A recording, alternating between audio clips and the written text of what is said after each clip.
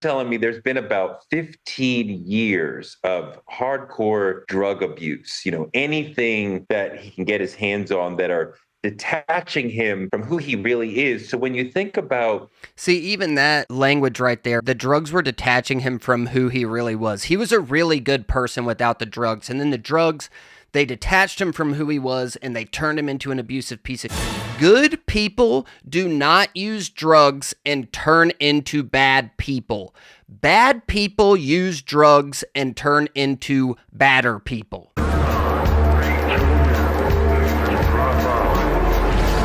What the fuck is going on, YouTube? It's Ashcon, aka Dropped Out Beats, back again with another Addiction Neuroscientist Reacts video.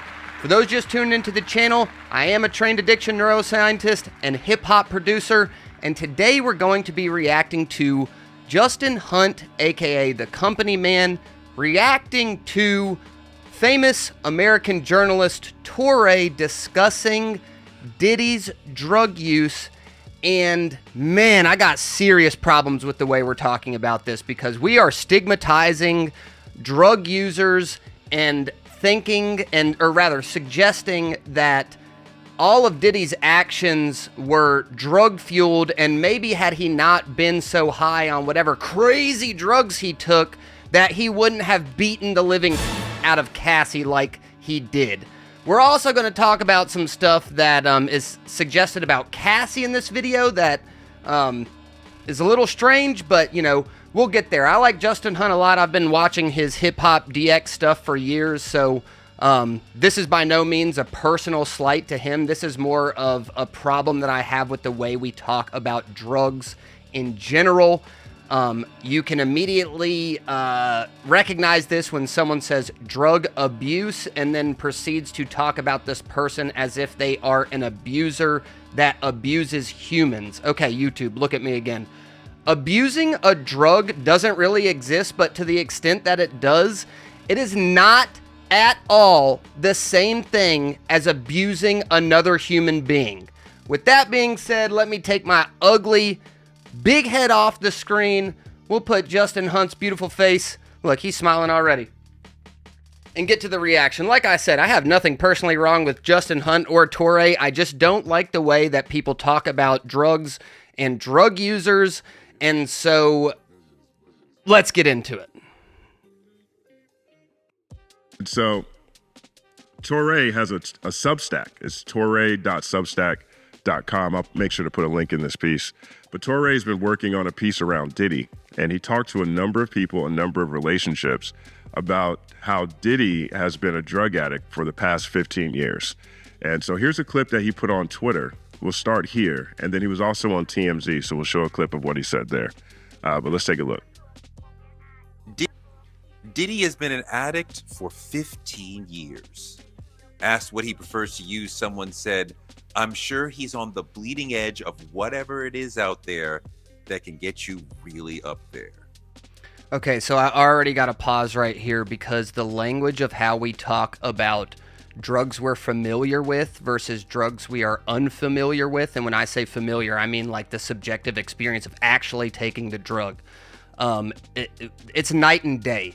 And so what does it mean for a drug to get you really up there? I don't know if you, the watcher, have been so drunk you can't walk, but I would call that getting really up there. And that is exactly the problem, that we have otherized all the drugs that we don't use, being like all of the legal drugs that we talk about using don't get you really up there, but all the illegal drugs that all the degenerates use get you so up there that you might end up beating your wife, girlfriend, partner, boyfriend, whatever it is. And so that is one of the biggest problems I already have with how we're talking about this, is that Diddy didn't need to get really up there to beat the fuck out of Cassie, okay? And it's ridiculous to suggest otherwise. Let's get back into it. I had anonymous conversations with several people who know Diddy really well. People I trust to give me an unbiased view of him.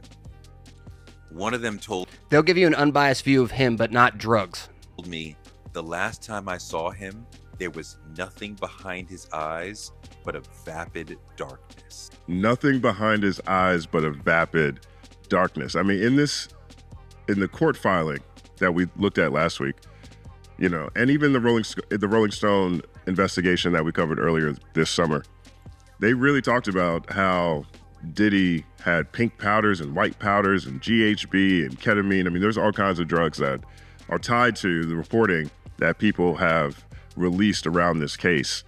You know, I think the way Touré described that, nothing behind his eyes but a vapid darkness. I'm not one to judge people through a screen, but I think that description adds up very well to what we saw in that horrible CNN video of him attacking and assaulting Cassie. Vapid darkness behind his eyes. Okay, so Justin, are you implying that Diddy wouldn't have a vapid darkness behind his eyes in any other scenario of power? Because I can guarantee that if you get Sean Diddy Combs behind closed doors and he starts playing power games with you, which they talk about later in this video, you're going to see a man who is extremely power hungry, who will do anything to get more power and maintain the power that he has. That to me is a man of vapid darkness. The drugs have nothing to do with it. And so to suggest that the vapid darkness caused by drugs was what, you know, enabled Sean Combs to beat Cassie is stigmatizing drug users. It is not responsible to say that the whole reason that Diddy did the Cassie thing was because of drugs. This man has been a power-hungry, soulless, evil piece of trash abusing other humans outside of his drug use for years. And it is ridiculous to suggest otherwise. Let's get into it. Jesus. Diddy's years-long perpetual drug haze meant that some of the women who are suing him, he doesn't even remember them. And people who know him say they don't recognize him. He's been super up there and detached from himself for years. He hasn't acted like himself in years. There were multiple interventions and they all failed because no one could protect him from himself. What does it mean that he hasn't acted like himself in years? Because last I checked, a psychopath does whatever a psychopath wants, and they present in public very charismatically. So, you know, the person that you may know may not be the same person behind closed doors. No one can protect him from himself. I mean, I write for Revolt. I do their year-end album column. And so I've been on Revolt Live. You know, I went to a Revolt Christmas party. It was at the offices. Y'all. I haven't been to Diddy's house, but I've been to his offices and I met Diddy. I didn't have that experience with him, but truthfully, I wasn't looking for that. But one of the things that is, you know, when he was chairman of Revolt, everyone had to call him chairman. Everyone had to call him chairman. And we are talking about the idea that his drug use is what fueled his abuse of power and people. I can tell you that a man that is required to be called chairman and at his job is high on power, not drugs. The drugs didn't cause him to be called chairman. The drugs didn't cause him to beat the out of Cassie, okay? And Justin, I like you. Please understand, this is not a personal attack. This is just about the way we talk about drug users and stigmatizing drug use. So please go look at the link below that talks about words matter when discussing addiction. It's the same link that I used in the Finn McKenty video. Go watch that video as well, because talking about drug abusers is not acceptable.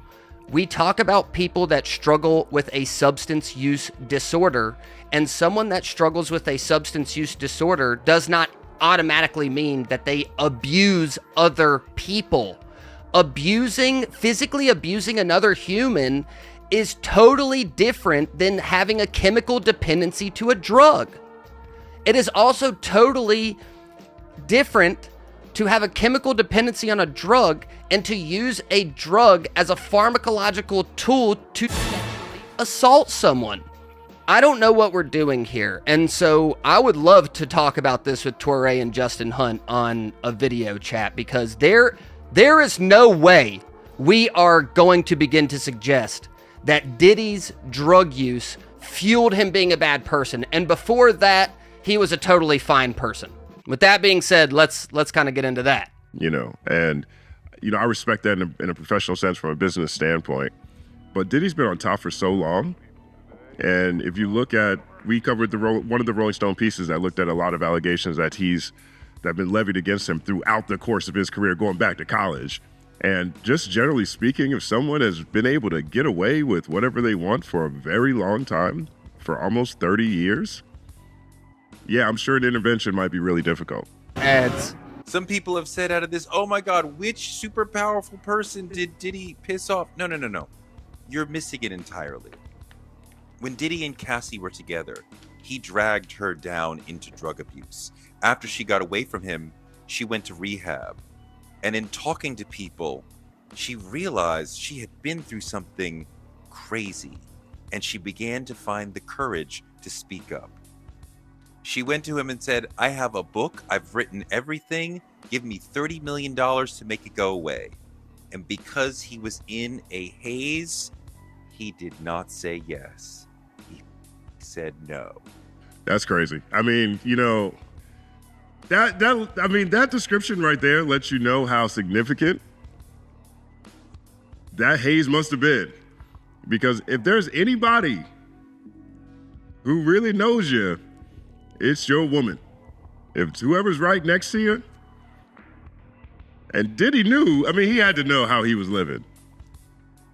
And Cassie's like, give me $30 million and this book will go away.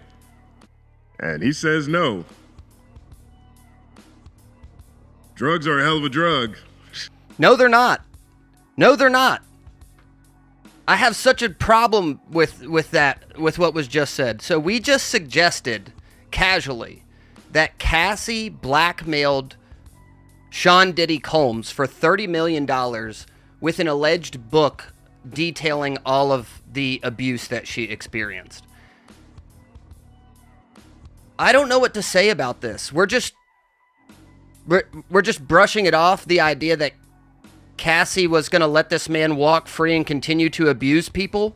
I don't know. I'm not, judging Cassie for this. I'm saying, like, you guys, Torre is suggesting that Cassie was fine to blackmail Sean Diddy Combs for $30 million to keep a book detailing her abuse and others' abuses out of the headlines, which would allow Sean Diddy Combs to continue to walk as a free man. What are we doing here? I don't know what we're doing here. Okay, back to the video. Somehow that works and yet it doesn't, but still does. 1 second applause. No. He didn't have the perspective to understand what was really ahead of him. He'd been living above the law for so long, he didn't realize what was about to happen. When Cassie sued him, that alerted federal prosecutors and started this whole thing falling apart. This man was in such a high place of power, and his power had never been checked, that's why he didn't give a shit about Cassie trying to blackmail him. It had nothing to do with the drugs. For the whole story, go to my Substack, torre.substack.com. See, that's crazy, right?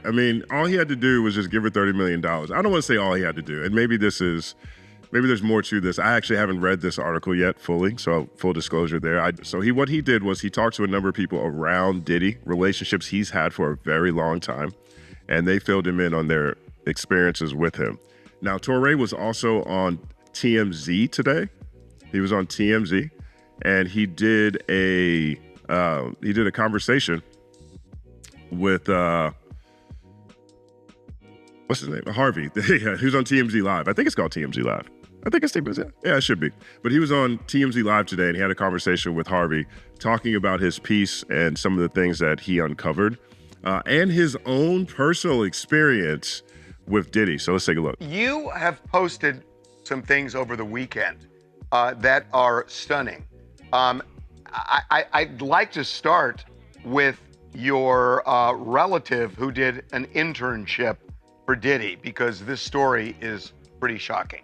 So basically, Torre tried to get his niece or nephew an internship with Diddy, and behind closed doors, Diddy told that relative, well, you have to sleep with me in order to have the relationship. And so just right there, a man who does that doesn't need drugs in order to have the confidence to provide the possible intern with the ultimatum that they must have sex with him if they want the internship.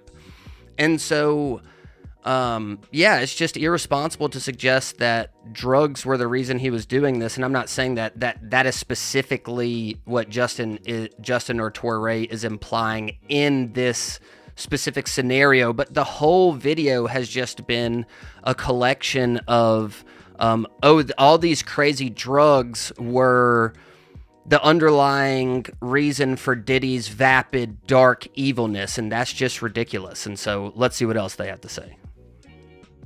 And, I didn't even find out that part of it until years later. But that told me right there, this is a person who will say anything, will do anything, wasn't even thinking about you're related to a person in media who could easily get on a platform and talk about this. Friends are telling. That's the other part of that too. And I think this adds up to what Torre is saying about this, vapid darkness in Diddy's eyes because of the drug haze he had been in for 15 years. Torre is... The vapid darkness was there before the drug haze, and whether or not he showed it to the rest of the world is the whole thing that is trying to be gotten across in this scenario, guys. Come on. But can you imagine, essentially propositioning a family member of someone with incredible access and reach and ability to tell fantastic stories about your inappropriate behavior? Can you imagine that?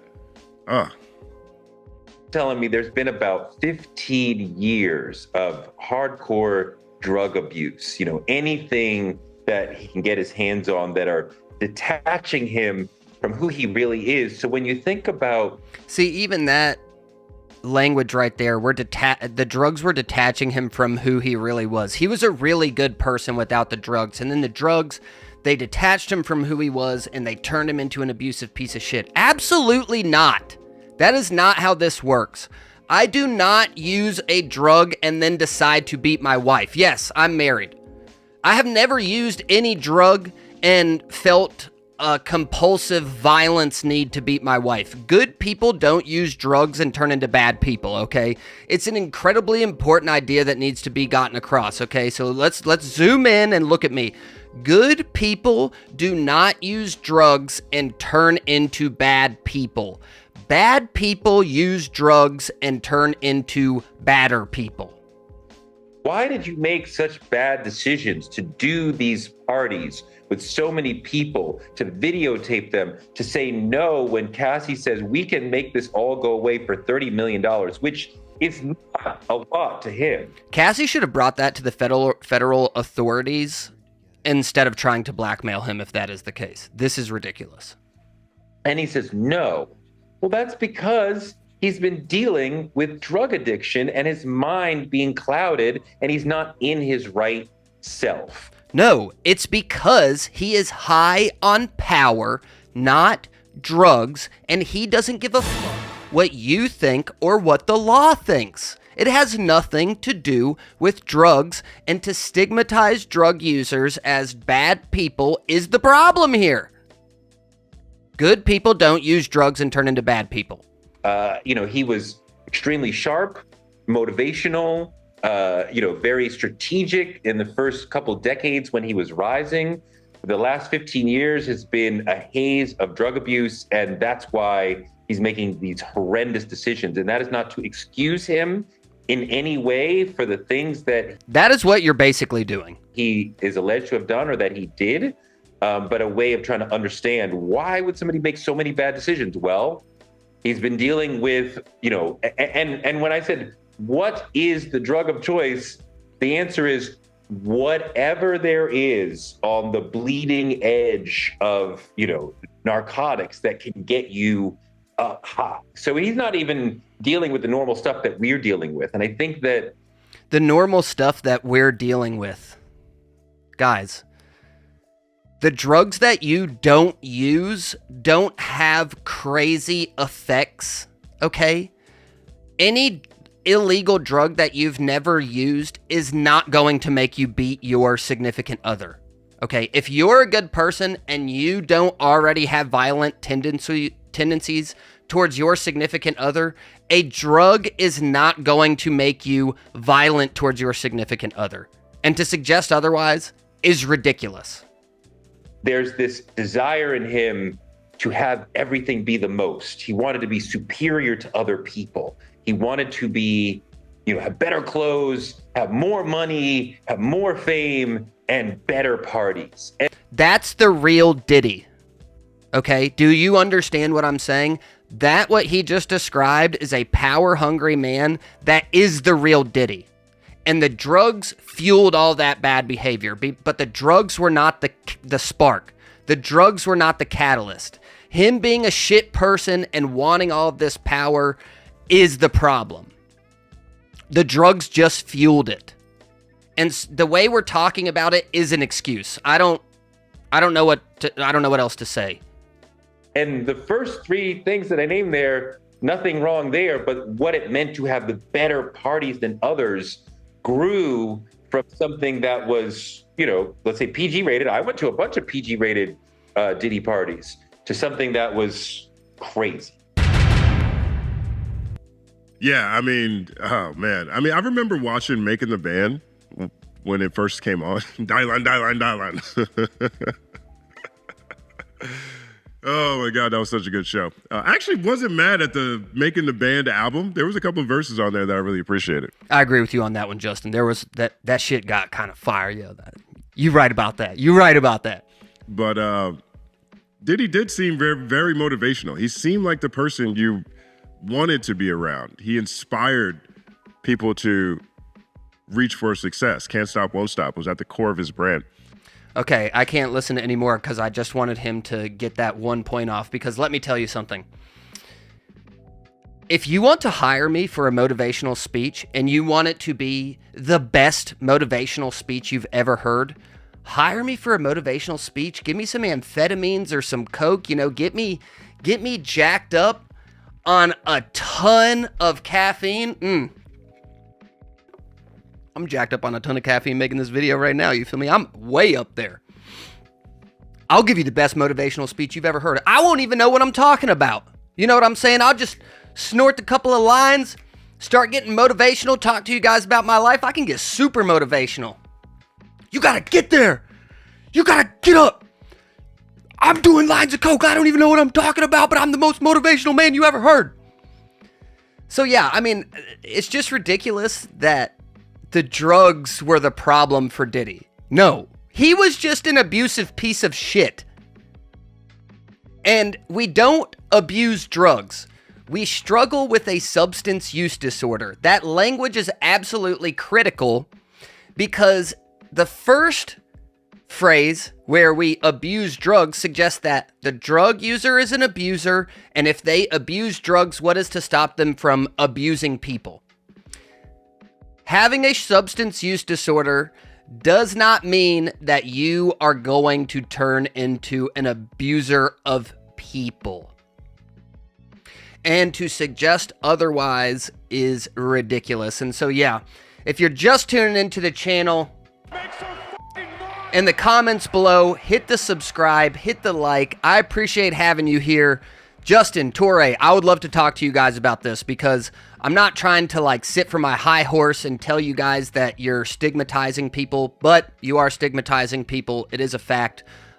Diddy's drug use was not what caused him to be an absolute evil, power-hungry human, and to suggest otherwise is not right.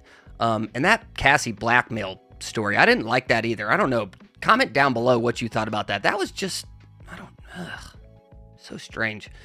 Appreciate you guys tuning into the channel. Please hit the subscribe, hit the like, comment down below. I love you, beautiful degenerates. Like we say, you're a beautiful degenerate because we all use drugs and like to get into some degeneracy fun, but that doesn't make us bad people. If you're a bad person, you're just a bad person whether or not you use drugs. And with that, peace out.